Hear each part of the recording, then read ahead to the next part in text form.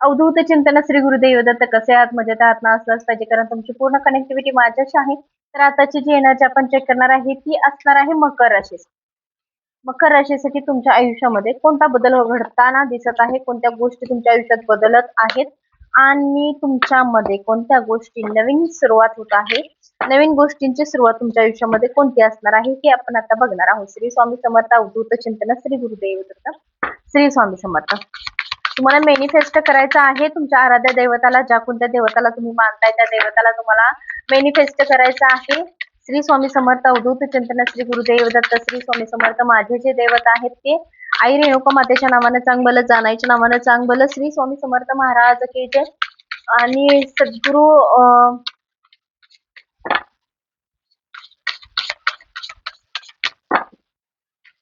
तुमचं ज्या आराध्य दैवत आहे त्या दैवताचं तुम्ही नाव घेतलं तरी चालेल, काय हरकत नाही. तुम्हाला जसं हवं तसं तुम्ही इंट्युशन्स प्रमाणे घेऊ शकता. कार्ड कोणते आलेले आहेत ते सुद्धा मी तुम्हाला सांगणार आहे, पण मकर राशीसाठी आपली एनर्जी बघण्याची सुरुवात आहे. तर बघू. कार्ड निगेटिव्ह शक्तीचा आलेला आहे. निगेटिव्ह गोष्टी तुमच्यामध्ये घडत आहेत.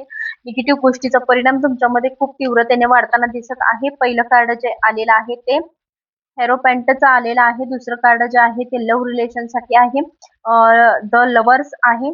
आणि तिसरं जे आहे ते एस ऑफ वॉन्स. अजून आहे page of pentacle, two of source, the fool, queen of cups, four of Vance he card आलेली आहे तुमच्यासाठी. तर प्रथम तर मी तुम्हाला सांगते की हा महिना जो आहे तो जून महिना आहे. जून महिना तुमच्यासाठी 2026 जून महिना तुमच्यासाठी कसा जाईल हे आपण बघणार आहोत. आणि तुमच्यामध्ये बदल कोणते घडत आहेत आणि कोणती सुरुवात आहे. आता जस्ट ती सुरुवात तर मी तुम्हाला दाखवत आहे की मी जरा कार्ड तुम्हाला दिसेल असं बसते, बऱ्यापैकी दिसतील अशी मी आशा करते. पण कॅमेरा जर असं खाली डिप केला तर कार्ड दिसणार. मी तरी पण तुम्हाला दाखवण्याचा प्रयत्न करते. प्रथम तर तुमचं लव्ह रिलेशनच्या थ्रू कोणता तर प्रॉब्लेम सुरू होता किंवा सुरू आहे. आता जस्टला सुद्धा सुरू आहे, प्रॉब्लेम आहे. आणि तुमचे पार्टनर आणि तुम्हाला चीट केलेलं आहे. चीट केलेलं नसेल तर ते आता करणार आहे. पण तुमचे पार्टनर जास्त चीट करत आहेत तुमच्यासाठी. मकर राशीसाठी तुमचे पार्टनर जे आहेत ते तुम्हाला चीट करताना दिसत आहे, तुम्हाला फसवताना दिसत आहे, तुमच्यावरती काहीतरी आरोप किंवा तुमच्या पीठ काहीतरी करतायत हे पण दिसत आहे. मग ते असं नाहीये की थर्ड पार्टी सिच्युएशन सोबत आहेत, असं नाहीये की अजून ज्या काही गोष्टी तुम्हाला पटत नाही, तुम्हाला आवडत नाही त्या गोष्टी ते करताना दिसत आहेत, किंवा एखाद्या गोष्टीत त्यांचा इंटरेस्ट नाहीये तरी सुद्धा त्या मुद्दाम त्या गोष्टी ती व्यक्ती ती गोष्ट करताना दिसत आहे. त्याचा मनस्ताप आणि त्याचा त्रास कुठेतरी तुम्हाला होतोय, ह्या सुद्धा गोष्टी इथं दिसत आहेत. आणि त्याची भनक कुठेतरी आहे तुम्हाला, तुम्ही शोधात पण आहात कदाचित त्या गोष्टीच्या, की तुम्हाला त्या गोष्टी खरंच हे होतंय का, खरंच हे झालं असेल का, किंवा माझी पर्सन जे आहे, माझी व्यक्ती जी आहे ती थर्ड पार्टीशी डील करत असेल का, किंवा मला फसवत असेल का, मला अंधारा ठेवत असेल का, ह्या सगळ्या गोष्टीचा तुम्हाला त्रास होतोय. आणि ती गोष्ट तुम्हाला खरी आहे का हे थोडं कुठेतरी वाटतंय, पण अजून खरं सत्य तुमच्या डोळ्यासमोर आलेलं नाहीये. पण इथं ऑलरेडी दिसत आहे की तुमचे पार्टनर जे आहे ते तुम्हाला चीट करतायत. पण चीट जरी केलं तरी त्यांचं पूर्ण मन तुमच्यामध्ये आहे, तुमच्यासाठी आहे, तुमच्यावरती लव्ह रिलेशन जे आहे ते कंटिन्यू होण्यासारखे आहे. पण कुठेतरी म्हणतो की आपला जाता जाता एखादा व्यक्ती भेटला आपल्याला आणि त्यानं काहीतरी बोललं, आपली चूक नसताना ती व्यक्ती आपल्याशी भेटली आणि आपल्याला बोलली, तर आपलं कुठेतरी त्यात नाव यायला लागतं. तसंच इथं पण दिसतं आहे की ती व्यक्ती तुमची पार्टनर जे आहे ती कुठल्या तरी विषयात फसताना दिसते आहे, किंवा जाणून बुजून तो विषय एखादा करत आहे असं पण दिसते. नंतर त्या चूक मान्य करून ती व्यक्ती तुमच्याशी व्यवस्थित कनेक्ट होईल, नो इश्यू. कारण ती व्यक्ती येतात आयुष्यामध्ये, खूप सारे अनुभव येत असतात, खूप लोक येत असतात, खूप घटना घडत असतात, ऍक्सिडेंटली खूप काही घडत असतं. त्यामुळे इतकं सिरियस त्या गोष्टींना घ्यायचं नाहीये. जर तसं काही झालं असेल किंवा घडत असेल तरी सुद्धा मला तुम्ही कमेंट करून सांगा, ताई हो असा असा विषय आमचा झाला होता किंवा होत आहे, आणि या महिन्यामध्ये सुद्धा त्या गोष्टीचा परिणाम तुमच्यावरती होताना दिसत आहे. अजून दुसरं असं आहे की ग्रोथ तुमची या महिन्यामध्ये किंवा पहिल्या आठवड्यातच तुमची ग्रोथ तीव्रतेने वाढताना दिसत आहे किंवा तुमच्यामध्ये बदल होताना दिसत आहेत. आणि दुसरं जे आहे की ड्रीम तुमचं कंप्लीट होताना दिसत आहे. एक ड्रीम आहे जे तुम्हाला ते करायचं आहे किंवा तुम्हाला त्या गोष्टींवरती त्या वेळेवरती एखादं स्वप्न जे आहे ते तुम्हाला कंप्लीट करायचं आहे. त्यावरती तुम्ही फोकस देताय. त्यावरती तुम्ही काम करताना दिसताय. सगळ्या गोष्टी तुमच्या मनाप्रमाणे व्हाव्यात हे सगळं तुम्हाला वाटतंय. पण ते लगेच होणार नाहीये. 15 दिवसानंतर, ज्या महिन्याच्या 15 दिवसानंतर त्या गोष्टी होताना दिसत आहेत. आणि त्या 15 दिवसाच्या अगोदर म्हणजेच अमावस्येच्या अगोदर आता झाली पौर्णिमा, आता येणारी अमावस्या आहे. या वेळेमध्ये ह्या 15 दिवसामध्ये तुमची सिच्युएशन जी आहे ती स्टक राहणार आहे. तुमच्या कोणत्या गोष्टी करायच्या आहेत, कोणत्या गोष्टी करायच्या नाहीयेत किंवा मी काय केलं पाहिजे किंवा माझ्यासोबत असं का घडतंय, मी प्रॉब्लेम मध्ये काय, अशा सगळ्या आयुष्याचा उलगडा म्हणजे उथल-पुथल म्हणतो आपण. तशा काही गोष्टी तुमच्या आयुष्यात घडताना दिसत आहे. तुम्हाला कोणत्या गोष्टीचा बॅलन्स व्यवस्थित करावा हे सुद्धा तुम्हाला समजणार नाही की हे चाललंय काय नेमकं. ह्यावरती सुद्धा तुम्हाला व्यवस्थित काही गोष्टी समजणार नाहीयेत. फक्त आयुष्यात चाललंय म्हणून असं चाललंय. हे 15 दिवस तुमचे असंच जाणार आहेत आणि तिथून पुढचे 15 दिवस जे आहेत ते कुठेतरी तुम्हाला तुमच्या आयुष्यातला बॅलन्स व्यवस्थित करताना, तुमचे स्वप्न, ड्रीम तुमचे कंप्लीट होताना आणि ग्रोथ व्यवस्थित मार्गी लागताना ज्या गोष्टीचा त्रास तुम्हाला झाला त्या गोष्टीतून आता मार्ग व्यवस्थित लागतोय हे तुम्हाला दिसत आहे. दुसरं आहे की या आठवड्याच्या नंतर म्हणजे या महिन्याच्या 15 दिवसानंतरच तुम्हाला न्यू बिगिनिंग, नवीन काहीतरी स्टार्ट होतोय, नवीन काहीतरी सुरुवात होते. अशा काही गोष्टीचा उलगडा तुम्हाला होताना दिसेल किंवा भले जरी होत नसेल तरी मनाची मानसिकता इतकी छान असेल तुमची की झालेलं झालं माझ्या आयुष्यात, आता मी नवीन चॅप्टर सुरू करणार आहे. माझ्या आयुष्यात एक नवीन चांगली ओळख मी निर्माण करणार आहे. माझ्या आयुष्यात मी चांगलं नवीन काहीतरी करण्याचा डिसिजन मी घेणार आहे. अशा काही गोष्टी तुमच्या आयुष्यात घडताना दिसत आहेत. आणि दुसरं की पास्ट मधल्या काही गोष्टींची आठवण तुम्हाला होताना दिसत आहे, जे तुमच्या आयुष्यात आता नसावं किंवा त्या गोष्टीसाठी तुम्ही खूप प्रयत्न केला आणि ती गोष्ट तुमच्यासाठी मिळालेली नाहीये.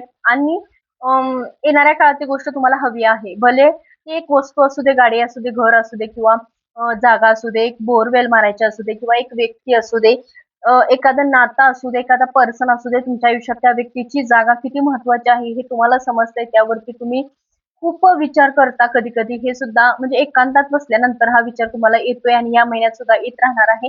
कंटिन्यू नाही, पण महिन्यातल्या 1-2 दिवसात, 3-4 दिवसात अशा गोष्टी तुम्हाला त्या आठवताना दिसत आहेत. अजून असं सांगते की महत्वाचा पॉइंट की तुम्ही या महिन्यामध्ये लढाई झगडे कमी करायचे आहेत, चिडचिड कमी करायची आहे. समोरच्या व्यक्तीकडून तुम्हाला खूप त्रास होत असेल, वेदना होत असतील, समोरचा व्यक्ती जर तुम्हाला टॉर्चर करत असेल किंवा मनाविरुद्ध काही गोष्टी घडत असतील तर तुम्हाला त्यावरती थोडंसं कुठेतरी नियंत्रण ठेवायचं आहे. जेणेकरून तुमच्यामध्ये त्या गोष्टी रागात, त्रासात शेवटी तुम्ही त्याचं प्रत्युत्तर देत बसला की त्या गोष्टी चिघळत जाणार आहेत. त्याचा मनस्ताप कुठेतरी तुम्हाला जास्त होताना दिसतोय. त्यामुळे तुम्हाला थोडासा बॅलन्स करणं गरजेचं आहे. समोर जरी कितीही वातावरण खराब असेल तर तुमच्याकडून कोणत्या गोष्टी चुकून द्यायच्या नाहीयेत तुम्हाला. बरोबर सगळ्या गोष्टी तुम्हाला मॅनेज करायच्या आहेत. दुसरं असं आहे की अजून तुम्हाला गाईडन्स काय आहे?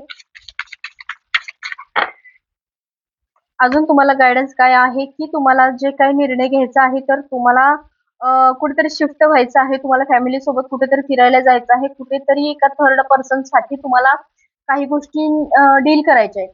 थर्ड पर्सन साठी म्हणजेच त्या व्यक्तीला तुम्ही एक्सेप्ट करताय आणि कुठेतरी बाहेर नेऊन शिफ्ट करताय. हे तर क्लिअर एनर्जी दिसते. आणि तसं काही जर एनर्जी तुमची असेल तर या महिन्यामध्ये 15 दिवसानंतर म्हणजेच अमावस्येच्या नंतर तसा काही डिसिजन असेल तुमचा तर 15 दिवसानंतर तो डिसिजन घ्या. लगेच तुम्ही या आठवड्यामध्ये, या महिन्यामध्ये डिसिजन तो घेऊ नका. आणि जास्त एनर्जी तुमची तीव्रतेची वाढताना दिसते आहे. अमावस्या दिवशी अमावस्येला तुम्हाला स्वतः कंट्रोल ठेवायचा आहे स्वभावावरती. समोरच्या व्यक्ती चालून तुमच्याकडे जर वादविवाद जर आला तरी सुद्धा तुम्हाला त्यावरती असं चिडचिड व्यक्त करायची नाहीये. बॅलन्स व्यवस्थित करून घ्यायचा आहे त्यावरती. तुम्हाला ह्या सगळ्या गोष्टी बॅलन्स व्यवस्थित झाला तर हा महिना तुम्हाला खूप छान जाईल. ज्या काही गोष्टी मी सांगितलेल्या आहेत त्या फॉलो करा. आणि त्यावरती दुसरं असं आहे की 6 नंबर जो आहे तो तुम्हाला लकी असणार आहे या महिन्यामध्ये.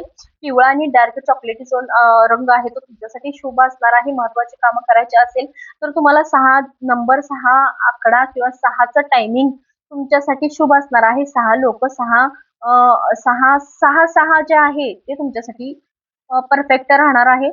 आठवड्याच्या 6व्या दिवशी, 15 दिवसाच्या 6व्या दिवशी, या महिन्याच्या 6 तारखेला अशा काही गोष्टी ज्या आहेत ते 6 तारखेशी कंटिन्यू तुम्ही चालू ठेवा. तर दुसरं अशी निगेटिव्ह म्हणजे एक तारीख आहे जी 9 आहे. 9 तारीख जी आहे ती अपशकुन आहे तुमच्यासाठी. या महिन्यामध्ये कोणतीच कामं त्या दिवशी करायची नाहीयेत.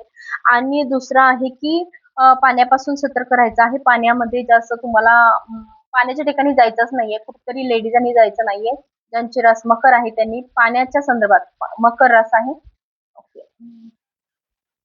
हां. मकर राशीसाठी या महिन्यामध्ये पाण्याच्या संदर्भात जर काही गोष्टी येत असतील तर तुम्हाला तिथपर्यंत जायचं नाही. होतं तेवढं लांब राहायचं आहे. अजून दुसरं असं आहे की या महिन्यामध्ये तुम्हाला 9 नंबर, 5 नंबर हा अशुभ राहणार आहे. साऊथ लिओ लिओ राशीच्या लोकांपासून सावध राहायचं आहे. लिओ राशीच्या लोकांशी तुमचा वादविवाद होताना दिसतो आहे. आणि KTRCVA अशी जी नावं आहेत, परत एकदा सांगते, मराठीमध्ये पण सांगते कारण आपल्या चॅनेलवरती अशिक्षित लोक सुद्धा चॅनेलवरती बघत असतात. त्यांना सुद्धा खूप काही गोष्टी समजत नाहीत, त्यामुळे मला मराठीमध्ये सुद्धा सांगावं लागतं. क ट र स व अ अननस मधला आणि इंग्लिशमध्ये सांगायचं झालं तर KTRCVA अशी इंग्लिशमध्ये ही अक्षर आहेत. ज्या लोकांपासून तुम्हाला सावध राहायचं आहे त्या लोकांचा तुम्हाला त्रास होताना दिसतो आहे. कदाचित तुम्हाला त्यांच्याकडून काही निगेटिव्ह गोष्टी बॅकफायर पण होऊ शकतात. तर तुम्हाला या सगळ्या गोष्टीची काळजी घ्यायची आहे आणि या महिन्यामध्ये तुम्हाला सगळ्या गोष्टी फॉलो करून हा महिना एन्जॉय करायचा आहे. श्री स्वामी समर्थ अवधूत चिंतन श्री गुरुदेव दत्त. एनर्जी कशी वाटली मला सांगायला विसरू नका आणि कमेंट देखील करा. खूप भरभरून कमेंट करा जेणेकरून मलाही प्रतिसाद द्या. अजून खूप साऱ्या चांगल्या एनर्जीज मी तुमच्यापर्यंत पोहोचवू शकेल. श्री स्वामी समर्थ अवधूत चिंतन श्री गुरुदेव.